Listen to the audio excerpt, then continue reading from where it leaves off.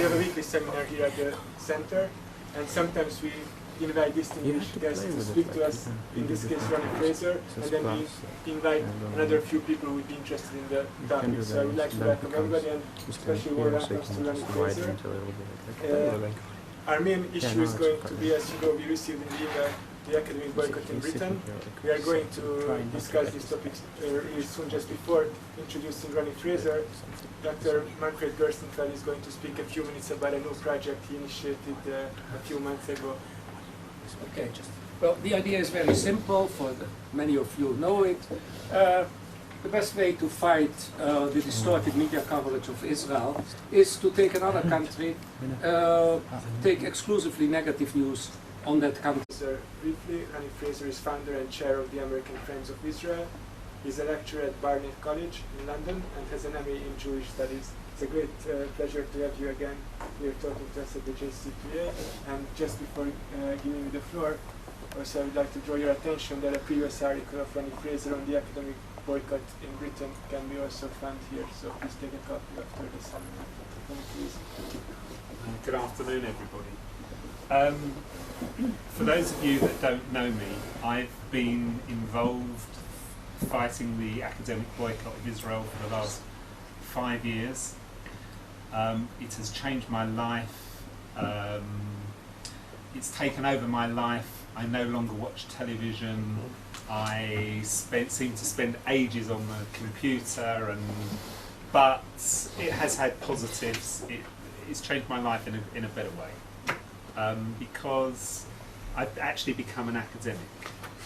You don't want to do that. It's actually given me a purpose, which is something I enjoy. But when I think about the boycott as such, everybody knows it's a non-event as such. It was never actually going to take place, but it's been used as a political weapon against Israel for the Palestinians. It came from the Durban conference in, was it 2001? It was one of the 10 protocols, a very small point, academic boycott. And it's been taken up, and it was taken up in Britain in 2002, and it's sort of gone from there. I think to a certain extent,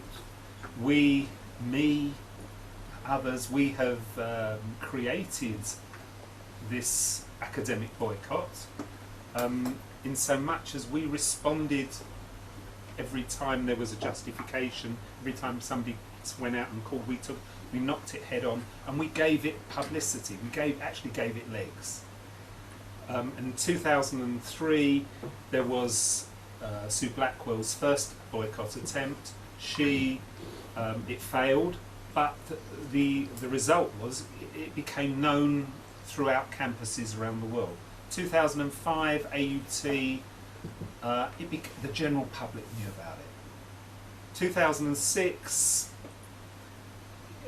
interest in the media, fun enough, started to turn against the boycotters, and 2007, it's the events that happened at conference in last May, although the union voted to discuss the boycott, the media latched onto it as they voted for a boycott. It actually turned, the boycotters didn't get what they wanted, it went the other way, against them. And because we had been planning for it since, I would say, the last 2-3 years, Israel definitely since 2005 with the IAB. I've been urging international cooperation over this since 2003, and we got our act together. And this is actually what we learned about it. But in terms of what we all know, that there isn't a boycott, because nobody in their right minds wants to boycott Israeli academia. It's out there as a political tool. And that's what I've spent my past 5 years of my life fighting. Manfred's been involved, Ofir's been involved, right? This is what we've done. Anyway, to move on. what I'm going to try and do is answer some of these questions. These are my views, right? My views are my own personal views about it, which not everybody will agree with. What are Israel's enemies going to do? Is the legal decision valid for other unions? Should we pressure the UCU to publish the legal opinion? What's British jury going to do? What can Israel itself now do? And how do we make the most of this campaign for other events? Now, oops, sorry, bad. Which is bad? Right. Do we have a victory? No. In a word, no, we don't have a victory, because it was a non-event. We can't shout from the rooftops that we actually won the boycott because of our efforts, because it wasn't our efforts. Right? We can't actually take any credit for it, because the UCU had a legal advice, and they actually said, if you call a boycott, you're going to break the law. And being good people, they decided we don't want to break the law because the union will disintegrate, it will lose all its assets, therefore we're going to withdraw it. They didn't have this light bulb moment where they saw the light. They just said, we're not going to call a boycott. And the other thing is, there's no evidence that I know of to show that any of the efforts that the various groups, IAB, Academic Friends of Israel, Stop the Boycott in Britain, SPME in America, any of these efforts had any effect or pressure on the UCU to change their mind. They might have been out there and they might have been aware of them, but they certainly didn't figure in what they were going to, in changing their mind. They only changed their mind because of the legal advice. It's not even a decision, it's just a legal advice from them. I suppose he's the #1 human rights lawyer QC in Britain. Right, and they took the advice, and interestingly, they not only did they get the advice, but the people on the committee that made the decision, the trustees of the union, went and asked for further advice about whether they can actually hold the meetings, because there was a whole series of a roadshow meant to be where they were going to bring people from Israel and the Palestinian academics and take them around the country and then ask people, do you support a boycott or not? And they took this advice and they were told no, they can't. The only other thing that possibly had an effect was the British government, which has taken a very strong line right from the beginning. Now, they probably put pressure on the union to do something. Why they did it this week, we can only, or not 2 weeks ago, we can only think that it's because the roadshow, their event going around the country, was due to be on about this time. So they had to make a decision by then. My personal view is that we should not actually pressurise the union into publishing the advice. We don't actually need to know. They have said boycotts are off the agenda because it's discriminatory. For me, that's good enough. Right? I'm slowly coming around to we don't need to do this anymore. We don't need to publicise. We don't need to pressurise them to publish the view. They don't want to. I've actually asked. I wrote to them and said, I'm a member, please show me the advice. And they told me very politely where to go. But they're not. They've paid, I believe, £200,000 in legal costs for this advice, and they're not going to publish it. But our enemies, the pro-boycotters, want to know what the reasons are, because if they know what it is, they can then plan their future campaigns around it, which is what they did this year. that the UCU was not had guidelines in place, and I said once they even publish these guidelines, the boycotters will work out a way to get around it. No one was listening. So, but that's what they did. They said, we're not going to hold a debate on a boycott, we'll hold a debate on a discussion for a boycott. So they want to get, that's why they want the results, they want to hear about why, what the advice was. Now, for me, the key question is, why is a boycott discriminatory now when it wasn't a month ago, a year ago, 2 years ago? Right? Why has nobody answered this question?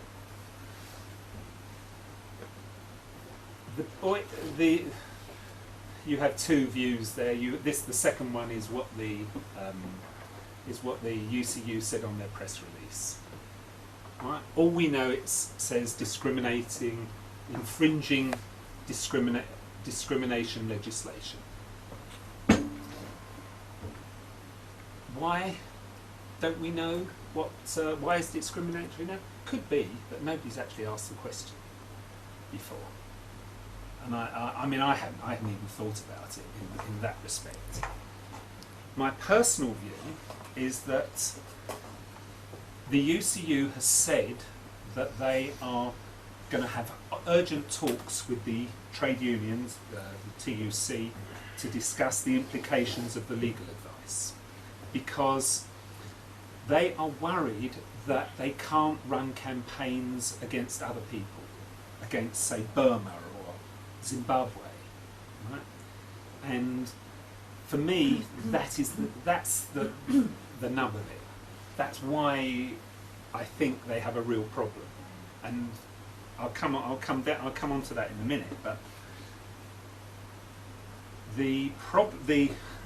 I think it's to do with equality, our equality laws, because if you read the rules of UCU, it says to promote equality for all, including through collective bargaining, publicity material and campaigning, representation, union organisation and structures, education and training, organising and recruitment, the provision of all other services and benefits and other activities. And then it comes on to the second point, to oppose actively all forms of harassment, prejudice and unfair discrimination, whether on the grounds of sex, race, ethnic or national origin, religion, colour, class, caring responsibilities, marital status, sexuality, and so on. Right? I think this is the key. The reason I think it's the key, because everybody has forgotten, even I had forgotten it, that Professor Wilkie, in 2003, when he refused to have an Israeli student in his laboratory, he was punished by Oxford University for discriminating. He had broke his union rule, his university rules. And if he broke his university rules, I think this is why the legal advice says. By the way, I've spoken to somebody who has actually seen the advice, and it does not say what laws it is breaking. Right? It actually says words to the effect of what they put on their publicity, on their circular. And of course, if this is the case, if we hammer home the case that publicise it, that boycotts are discriminatory, academics, anybody we find boycotting an Israeli or whatever, we can say you're breaking you're breaking the discrimination rules, you're breaking your university discrimination rules, you're breaking the rules of the land, you're breaking possibly your contract of employment. That's the good news, right? My other thought is that maybe the union knew this all along. Maybe they knew this in 2005. I don't know, because I haven't seen the advice they got in 2005. They were threatened with libel by Haifa and the Hebrew U. I'm not sure whether their advice just kept to the possibility of legal action from these two universities, but it is possible they had this advice in 2005. Now, they didn't actually have to use it, they didn't actually have to defend their actions, because Engage came along. David Hirsch and John Pike, they formed Engage, they overturned the vote. So the legal advice that they actually received in 2005 was never used or publicised, and it just got dropped. So there is a possibility that they knew in 2005, but I'm not 100% certain about it. The only evidence I've got is that Paul Mackney, the General Secretary of the NATFI, which was the other union, which was my union, he said at 2005 conference, if we go for a boycott next year, we have to do it properly and follow the rules and consult with everyone, because I don't want to put the union's assets at risk. I heard him say that. And in 2006 he said something very similar, and this was to everybody's surprise when NATFI voted for a boycott, for a 3-day boycott. Right? He said, I'm against the motion because we haven't consulted properly. Although everybody believes he was against the boycott. Right? It's a bit like Sally Hunt. Everybody believes Sally Hunt, the UCU General Secretary, is against the boycott, but she's never actually said, I am against boycotts. She says, I believe my membership are against boycotts, but everybody, because they read it in the newspapers, they just read she's against the boycott so that everybody believes it. Right? I heard at the beginning of August that we'll go back again. I heard at the beginning of August that this advice that the union had been told they couldn't boycott, and I did originally wonder why. I got the impression, I think the dates are right, that the advice or the circular went out about the roadshow and what they were going to do after they had received this advice. It was only after that that the trustees asked for their second opinion and cancelled and they were waiting for the second bit of advice to come along.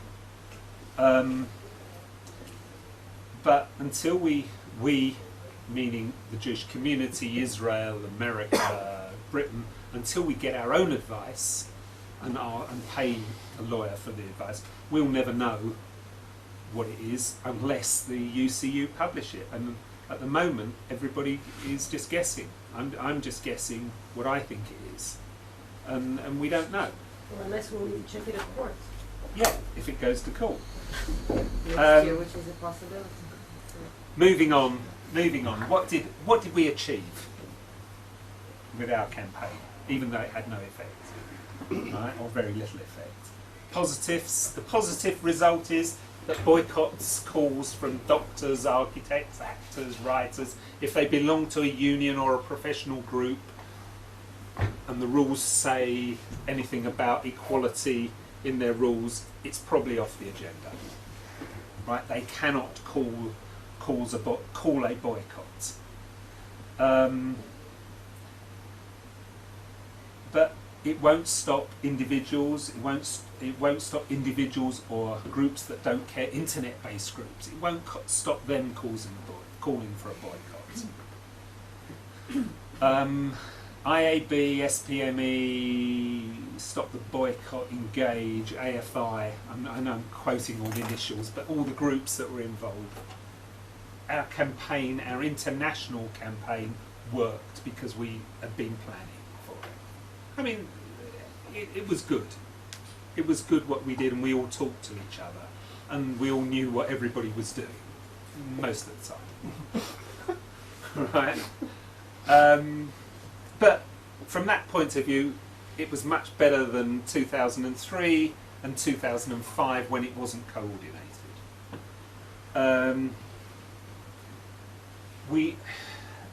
What else do we know? We know that 60% of Israeli... Sorry, it's the wrong way round. I did it too late at night. is 60% of UK universities have links with Israeli universities. Right? We know that there are contacts and the lists are growing. That's the figure I always quote. Nobody ever asked me where do I get the figures from, right? But we know, Ophir and I know that that's probably about right. And just a word of putting it in perspective, there are actually only 100 universities in Britain. So we're actually only talking about 60 of these places. Right? We know that's a lot compared to 7 in Israel, right, and hundreds and thousands in America. But in terms of the union, you must remember that the union is 100 universities and 600 other colleges of further education that I work for. Well, I work for one of them. So the College of Education outnumber the universities. Right? But the emphasis is on boycotts, and the majority of the 120,000 members of the union don't have contact with Israelis or Jews, even that matter, or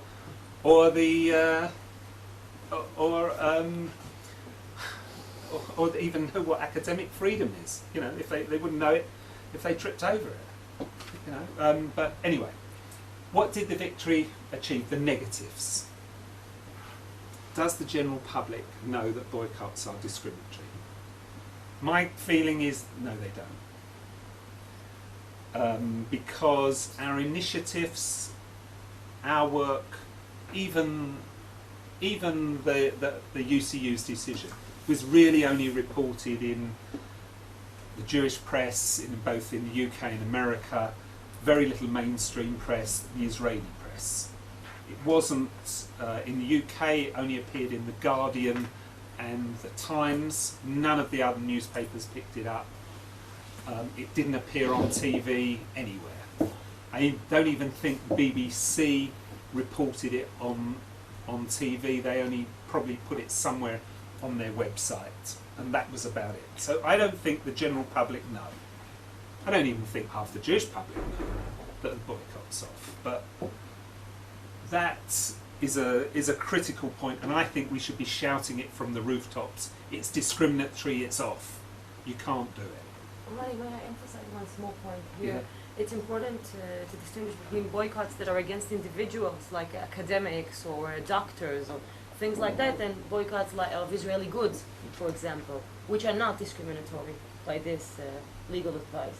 So these kinds of boycotts that are not against specific people will continue legally. The legal advice and the boycott is off is only towards things that are aimed at individuals and therefore are discriminatory. Right. I hope you all have heard of Stop the Boycott campaign in Britain. Sorry, I don't mean to be sarcastic about it, but it was a very expensive campaign, right? And it never really got off the ground because, fortunately, the union came along and took it off the agenda. But I'm convinced that because it was during the summer period, very, very few of the 120,000 members of the union had heard of Stop the Boycott, or even their call for a ballot. All right, because it didn't get very much coverage. The one thing that it's a sort of positive negative. A positive thing that Stop the Boycott did, they surveyed. They surveyed movers and shakers, and they surveyed ordinary academics. And they discovered that between 20 and 25% of people are in favour of boycotts, of action against Israel. Yeah. Is that members of the union only? Or no, they did. I said movers and shakers, right? They did movers and whatever movers and shakers are throughout society. Yes, and they found the figure was very similar to what was union, and I can conclude that you can basically say 25% of the population, if asked, would vote for a boycott, would support a boycott. So the lesson is there 25% of the people out there are critical of Israel and would support moves to punish Israel. But can I make a point? That even though there are 25% of the population of the union who would support a boycott against Israel, they will not initiate such a move. Oh, no. It's only a very few people who are the well-known activists who are pushing to find some way of getting a boycott going. Yeah. Oh, yeah. I mean, it's a Few political percent. tool. That's what it was. The what will UK Jewry do in the future? Well, my group, the Academic Friends of Israel, will continue to work with the IAB to promote Israeli academia in Britain. We'll also continue what we've been doing, monitoring and fighting anti-Semitism on campus. We've been running events to try and educate academics and students about the dangers of anti-Semitism. So that will continue. I'm not privy to what. Sorry, go back again. I'm not privy to what the leadership of our community will do, but I do hope that they keep it all going. And the big problem for them has always been money and resources. And sadly, they've got an unenviable record in recent years of doing something after the event. Forward planning and intelligence has never been their strong suit in recent years, with the exception of combating and monitoring anti-Semitism. And I know that's a criticism of my own community, but it's probably the truth. The Stop the Boycott campaign was started as a knee-jerk reaction to the UCU vote because they'd been under pressure from our community to be seen to be doing something.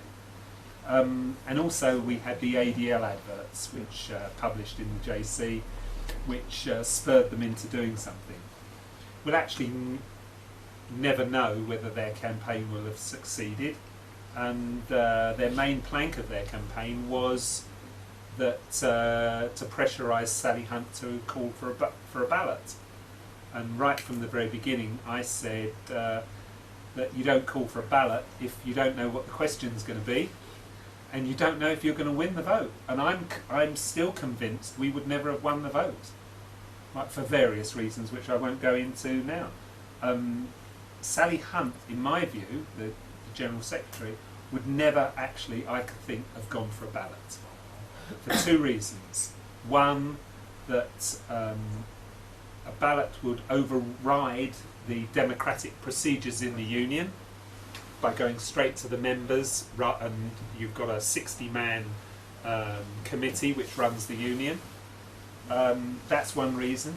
And the other reason is because if she'd actually agreed to a ballot, she would have been accused by the union, by the left especially, of giving in to the Zionists, being a Zionist lackey, effectively, because Stop the Boycott, funded by the Jewish community, was calling for a ballot. And I think that is a very important point, because 75% of the membership come from NATFI, which is a traditional activist left-wing union, right?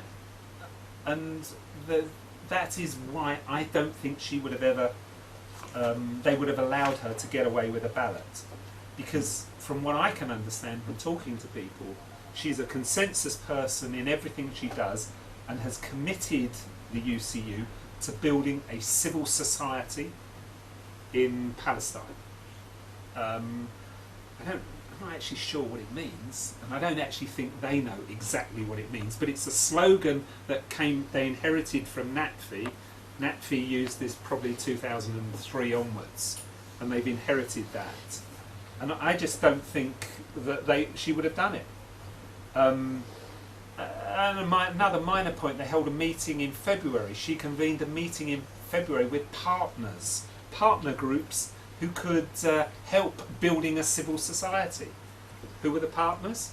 Palestine Solidarity Campaign, Jews for Justice for Palestinians. You know, the union is there. It's not in the middle. It's not on our side. It's over there. What will our enemies do next? Well, continue to call for their legal opinion to be made public for the reasons I said earlier. They'll continue to, the individuals, can still continue to call for a boycott. Tom Hickey has said he will, so Sue Blackwell. There'll definitely be a debate on the boycott will be on the agenda next year at the conference, definitely. All right. I think reading the Palestine Solidarity Campaign emails and what they're campaigning for, they want next year to have a campaign because it's the 60th anniversary of the Nakba. Right? They will call for Israel to be a apartheid and racist state. That will be their campaign. Possibly connected with the debate at the conference, Ariel College and the West Bank. Right? Potential target. There could be others. I don't know. I'm not familiar with Israel and that familiar with it. Just as an aside, actually, the other trade unions have who passed general boycott motions. They've actually sort of refused, or the executives have actually come out and said, we don't really want to have anything to do with them. We actually want normal relations with the Histadrut. It's actually political talk, because the TUC, although it has a declared policy of working with both sides, has actually had no contact with the Histadrut over the last 2 years. Why? And this is what they actually told the Histadrut why they've had no contact. They said it's been too dangerous to send people to Ramallah. Right? But really, for that, you can read, they don't want to have anything to do with it. They don't really want to get involved. The SWP is the far left group which got all their activists together in the conference. Socialist Workers' Party. It's a minor left-wing organisation. Has it given up? On the face of it, yes, it has. Because they issued a statement 2 days before the union decision. Right? I'm not totally convinced, because I reckon they issued the statement because they knew what was coming. They wanted to get in first before the UCU, and their main political thought person in Britain issued a statement saying, we've thought about it, lads, and we don't want to have anything more to do with the boycott. But, of course, we still want to work for the Palestinians, etc., etc. But I think they actually issued it because they knew what was coming. If I heard about the boycott in August, that it was off the agenda in August, they most certainly did. Because Tom Hickey, who proposed the motion in May, he was on the committee that decided to take the boycott off the agenda. And I'm positive he must have told them, and they planned accordingly. Right, so I'm not totally convinced that they will. And the point I made earlier, the far left, they're not interested in whether boycotts work. They only want to use it as a political tool, whether it is sport, whether it is academic, whether it's general boycotts, whatever. And of course they continue to call for the dismantling of the State of Israel.